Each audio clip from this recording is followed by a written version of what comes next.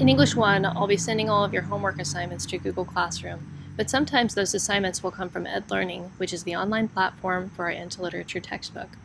To sign in, you're going to go to ed.cusd20.net, and then you're going to use your username and password. I'll have this set up to where it's your normal school Google credentials, and the cool thing is once you're logged into Google, you should never really have to deal with signing in anyway. So I'm going to click sign in here for my demo student just to walk you through how to use this platform. When you get here, the first place it will take you is the Discover tab, and you'll notice that these are all of the units found within your Into Literature textbook. Places students need to go when they log into EdLearning is the dashboard, which has a listing of all of your assignments. Again, I'm recording this on August 1st. No assignments yet, but if I click View All Assignments, I can show you the sample ones that I have. The other place to check is the Assignments tab, which takes you directly to those assignments. And then finally, the Scores tab. I've already taken a reading growth measure for this student, and this will show you how you're doing. All of the tests that we take in this class will be given online. So if I go back here to the Assignments tab, there's a couple of things to pay attention to. The first thing is I've assigned a reading assignment, and what's cool about the reading assignments in Ed is your textbook opens up. If you are an auditory learner, if I click play audio, every single thing that we'll read in the class is an audiobook. And so I can follow along as I have it read out loud.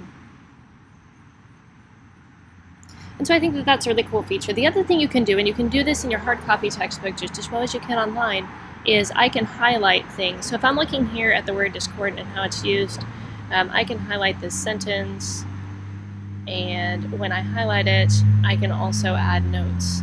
And so I can add extra info. And what's cool about the student books is you can highlight in those too. You can write in those. Those are yours to use. And so this is just another way to access the information for the class. So I'm going to go back here to my assignments. And let's say that I finished reading that piece. It's about 4 pages. I need to click I'm done. So make sure that after you complete any assignment in here, it's a little bit different than Google Classroom, you click I'm done. The next type of assignment on here is just a quick check your understanding assignment. And these are the 3 multiple choice questions that follow each of the reading passages. And what's cool is it grades them right away. I've already taken them, so it shows me that my answers are right. And if you miss it, it gives you the correct answer, so you can see what you missed out there. Sometimes it offers an explanation. Again, you need to click I'm done. Tests will be taken online.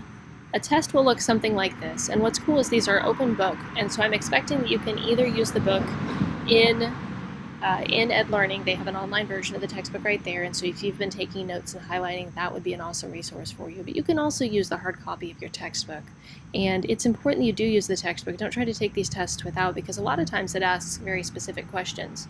So this first question is what's best summary of paragraph 2? It gives me some options here.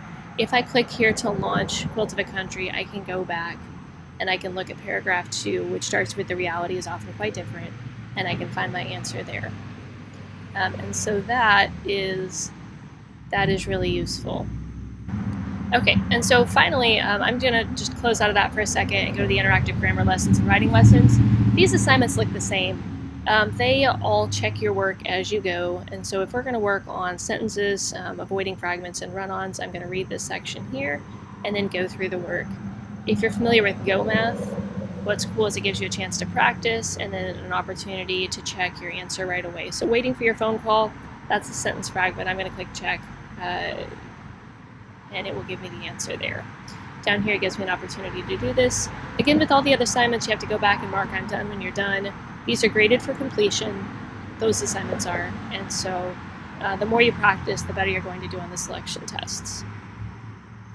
Writing assignments will work the same way, and then any writing assignment given at the end of the unit through here, I'm going to run all this through Google Classroom, so you'll have an opportunity to do that.